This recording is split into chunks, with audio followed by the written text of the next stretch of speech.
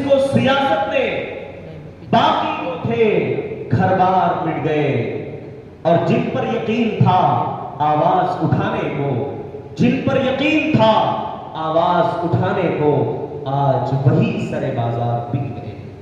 जब उन मजलूमों के, उन मासूम बच्चों की चीखें, उनकी पुकार, उनका रोना इन जालिमों को, अरे वो तो जालिम है ही, यहां बैठा हुआ अपने स्टूडियो से मीडिया का एक नालायक जब अपनी जबान से कहता है कि उनका नामो निशान मिटा दिया जाएगा, तो मुझे अफसोस होता है इनके इंसान होने पर। जिस रब ने इनको इंसान बनाया है, इनके सीने में दिल ही नहीं है, इनके जिस्म के अंदर दिल अल्लाह ने बनाया ही नहीं है। अरे इनको तो हैवानों से भी तशबीह देना हैवानों के लिए शर्मिंदगी की बात है। ये तो उससे भी गए गुजरे हैं जिन्होंने मजलूमों के खिलाफ अपनी आवाज को उठाने पर अपने लिए खौफ का सबब समझ रखा है कि आवाज उठाएंगे तो हमारी नौकरी भी चली जाएगी और हमारा सब कुछ जब्त हो जाएगा। मेरे दोस्तों, हम अपने उन भाइयों के लिए क्या करें? उनके लिए दुआ करें, कुनूत नाज़िला का एहतमाम करें, जालिमों के लिए बद्दुआ करें कि अल्लाह ताला उनको जल्द से जल्द पकड़ ले, उनकी गिरफ्त अल्लाह ताला फरमाए, ताकि जो हर तरफ से लोग हमारे ऊपर हंस रहे हैं उनके मुंह पर तमाचा लग जाए। हर तरफ से जो लोग मुसलमानों पर तानो तशरीह के अल्फाज हंस रहे हैं उनका मुंह बंद हो जाए। अल्लाह रब्बुल आलमीन से हमें तहज्जुद में, नफली इबादतों में, तिलावत कुरान के बाद दुआ करते रहना चाहिए। और एक आखिरी बात बयान करके अपनी गुफ्तगू खत्म करूंगा कि हमें उन लोगों के, इजराइलियों के प्रोडक्ट का बायकाट करना होगा। सिर्फ वक्ती तौर पर नहीं, हंगामी सूरत होती है, हंगामी नशिस्तें मुनाकिद होती हैं, तकरीरें होती हैं, और हम सुनते हैं, उसके बाद अपने अपने घरों को जाते हैं, फिर भूल जाते हैं। बिल्डिंग्स भी, बड़ी बड़ी बिल्डिंगें, इमारतें खड़ी भी रहती थी, हम देख के खुश होते थे, फलाने भाई का घर है, फलाने भाई का घर है बोलो। आज ये आलम हो गया कि मैं बोधन से अपने घर से बाहर निकला तो सामने मेरे घर के टर्निंग पे एक चाय की दुकान है, और थोड़ा सा सीधे हाथ पे मुड़ के बस स्टैंड की तरफ निकलते चला तो लेफ्ट साइड पूरे तरकारी की दुकान है, उसके आगे चिकन की दुकान है, राइट साइड पे मटन की दुकान है, आगे गए तो पंक्चर की दुकान है, उसके आगे गए तो कोई ऑटो चलाने वाले साहब है। उन्होंने क्या करते, बच्चा में 9वीं जमात 10वीं जमात में आने से पहले उसको ऑटो चलाना सिखा देते, वो 10वीं जमात पास के नहीं करा उसको ऑटो कमा देना शुरू कर देते। तो इससे क्या हो रहा, चलेगा नहीं, हम आगे बढ़ने के कोई इम्कान नहीं रहे। तो आप तमाम से मेरी गुजारिश है, एक और मसला है कि जहां पे भी मुस्लिम उम्मीदवार है, कोई जमात के जिम्मेदार एक बात बोलते मुझे इस चीज की बहुत तकलीफ है। देखिए, आने के लिए तैयार है, एक हज्जाम का साथ देने तैयार है, एक मछेरे का साथ देने के लिए तैयार है, तो एक मुसलमान दूसरे मुसलमान का साथ क्यों नहीं देना चाहता? ये मेरा सवाल है तमाम लोगों से। आप तमाम लोगों से, जितने भी आज ऐसी कौम है जिसको हम पसमानदा बोलते, जो दलित है, जो पसमानदा बोलते की गरीब कौम है, आज दलितों से भी सबसे बड़ी कौम मुस्लिम कौम है।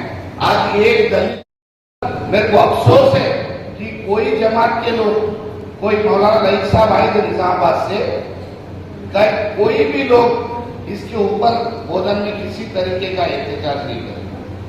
आप देखिए, छोटी सी चीज, अगर ये कोई दूसरी कौम की लड़की के साथ ये चीज हो जाती तो जो है खून की नदियां बह जाती थी रोडों, इस तरीके का आलम हो जाता था। तो हमारे पास इत्तेहाद कहां गया? इत्तेहाद को कहां छुपा लिए हम लोग? इत्तेहाद को कहां रख लिए?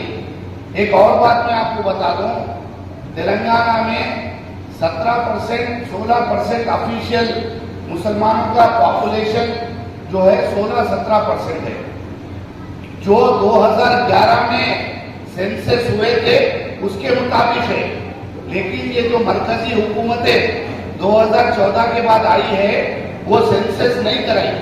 उसका रीजन ये है, अगर सेंसस कराएंगे तो पता चलेगा कि रियासत तेलंगाना में 35% मुसलमान, तो वो कराने से घबरा रहे कि हम ऑफिशियल पेपर पे आ जाएंगे कि 35% ये रियासत में मुसलमान आबादी है, यहाँ पे ये रियासत में ये कौम के लोग इतने मौजूद हैं, तो उनको कंपल्सन हो जाता कि तमाम चीजों में हमको भी रिजर्वेशन देना पड़ेगा।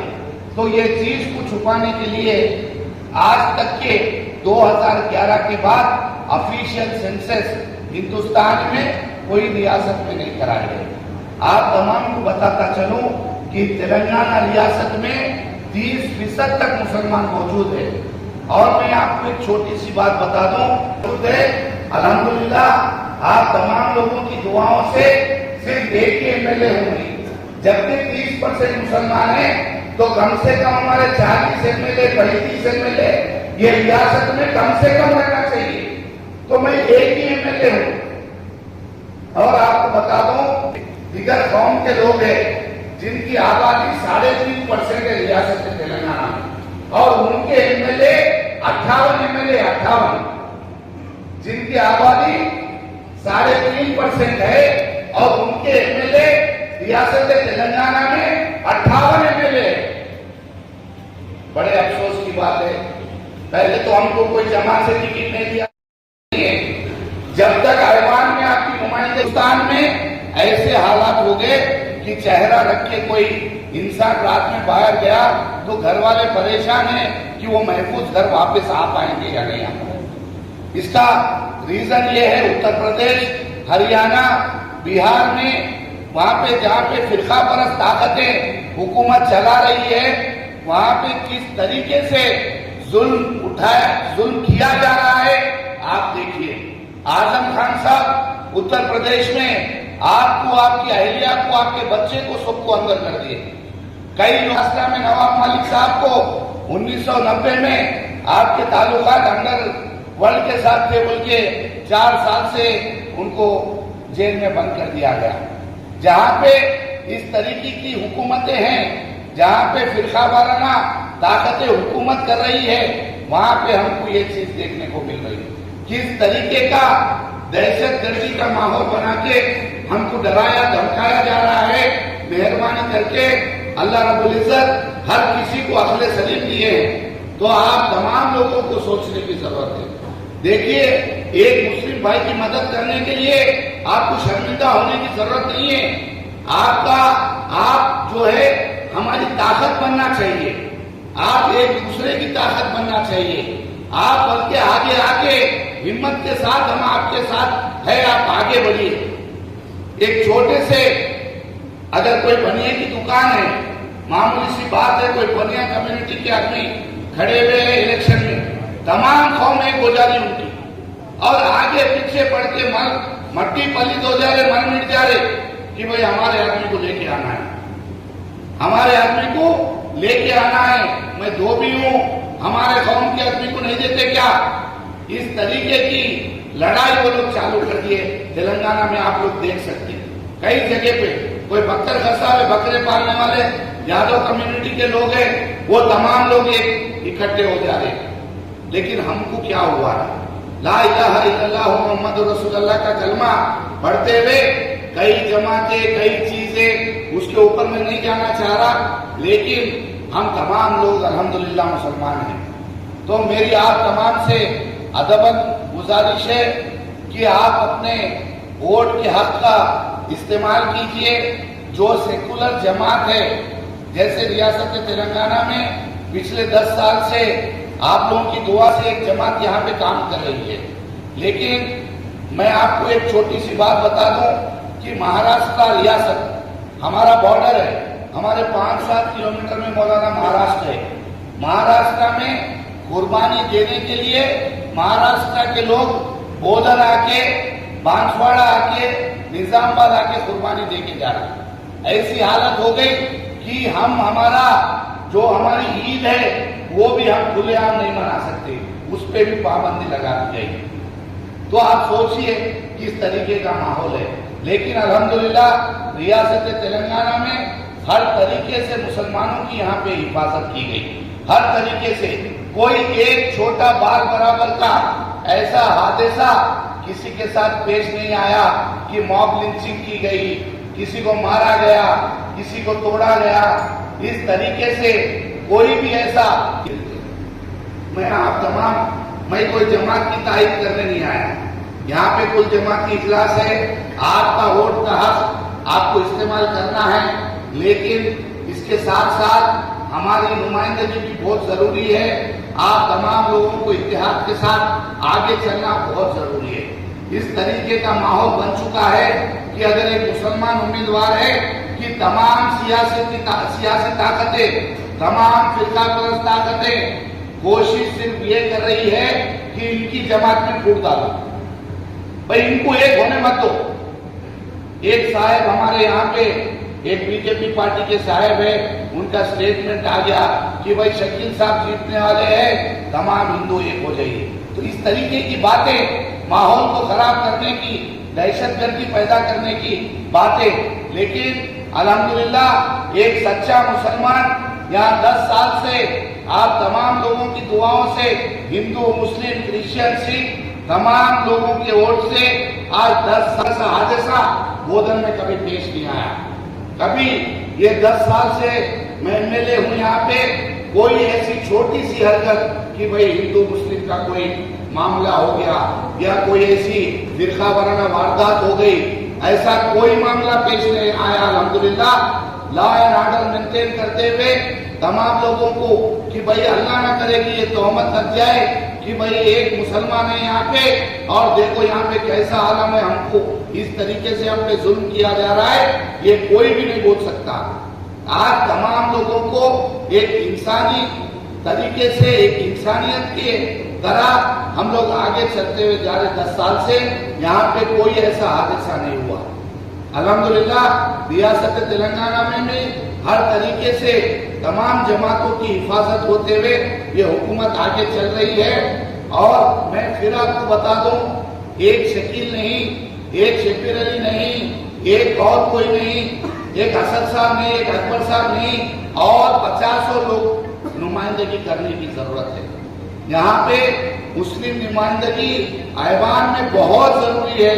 आप लोग ये समझ के चलिए, मेहरबानी करके। कई तरीके के यहाँ पे मंसूबाना तरीके से एक चाल चली जा रही है। बोधन में आप तमाम लोग देख रहे होंगे व्हाट्सएपों में, ग्रुपों में, किस तरीके से कि भाई ये कौम में वोट डाल दो, उसके बाद जो भी जीती ना पहले इसको हटा दो यहाँ से। तो अल्हम्दुलिल्लाह फैसला करने वाले आप हैं। आप तमाम की दुआओं में बहुत असर है। यहाँ के हिंदू भाई भी तहे दिल से चाहने वाले हैं मेरे को, क्रिश्चियन भी चाहने वाले हैं, सिख भी चाहने वाले हैं।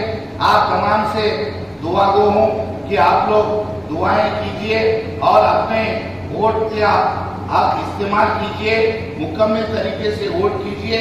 मैं यहाँ के जमात के तमाम जिम्मेदारों से गुजारिश करता हूँ कि हमारा हक है, आप लोग खुल के बोलिए। अगर आप लोग नहीं बोलेंगे तो हमारे नौजवान कैसे आगे बढ़ेंगे? हम बोलने में शर्मिंदा होने की जरूरत नहीं है। क्यों कि आपके एक कौम का आदमी, आपका एक मोमिन भाई है, तो आप बेशक जो है बिल्कुल ढिंडोरा पीट के बोल सकते, बिल्कुल सीना तान के बोल सकते कि भाई हमारा भाई ठहरा हुआ है, हमको एक जयंती के साथ इनकी मदद करनी चाहिए। मैं आप तमाम से आपका पहले शुक्रगुजार हूँ कि आप लोग तमाम कुल जमाती इजलास बुला के जो लोगों को वोट डालने के लिए जो जिस तरीके से यहाँ पे बयान दिए गए हैं, मैं आप तमाम का शुक्रगुजार हूँ। इंशाल्लाह आपसे दुआ गो हूँ और उम्मीद रखता हूँ कि तमाम जमातें इंशाल्लाह मेरा साथ देंगी। आप तमाम नौजवानों बुजुर्गों से भी मेरी गुजारिश है, मेहरबानी करके इस तरीके की बातों में मत नहीं आइए। छोटी मोटी कोई नाराजगी मेरे से है, मेहरबानी करके अल्लाह के वास्ते माफ करके चलिए, क्योंकि ये चीज ऐसी जरूरी है कि आपकी छोटी सी गलती ये हमारी तारीख बदल देगी। लोग सोच रहे कि एक है इसको हटाओ पहले, इस तरीके से यहाँ पे कोशिश की जा रही है। तो मेहरबानी करके ये तमाम चीजों में ना आइए। अल्लाह से मेरे लिए खुसूसी तौर पे और हम सब के लिए दुआ कीजिए। ये मौका देने के लिए हाफिज लईक साहब और तमाम यहाँ पे जमात इस्लामी, जमीयतुल उलमा, जमीयतुल सुन्नत, तमाम लोगों का मैं तहे दिल से शुक्रिया शुक्रिया अदा करता हूं। और इतनी बड़ी हस्ती जो हमारे बीच में शाह जमालुर रहमान साहब आए हैं, हमारी खुशनसीबी है। और भोजन के लिए जब आप आए हैं तो भोजन की आवाम के लिए, इत्तेहाद के लिए दुआ देके जाइए। मौलाना आपसे गुजारिश है, आप तमाम का तहे दिल से शुक्रिया अदा करना चाहता हूँ।